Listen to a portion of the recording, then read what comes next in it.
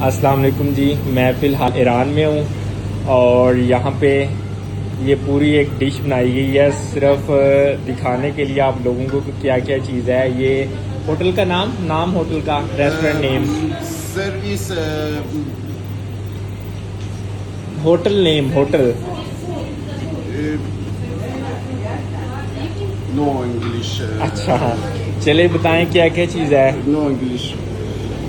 नाम बताएं ये क्या चीज़ है। ब्रेड, ब्रेड, सब्जी, ये सब्जी, सब्जी, सॉस,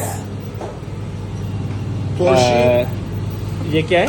तोरशी, तोरशी तोरशी, और दूध, ये दूध दूध, ये दूध के अंदर ये देखिए दूध ये सुन्नती। हाँ सुन्नती, ये मैंने पिया, बहुत मज़ेदार है, मज़े वाला होता ये है। लीमन दूध सुन्नती। और साथ में ये केचप है, ये गोभी है, तुरशी, सब्जी, ब्रेड।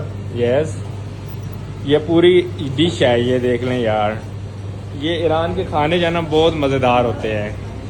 ये भाईजान जो ये ओनर है ये कह रहे हैं वीडियोस बनाएं ये है जी किचन का, बाकी व्यू देख लें आप।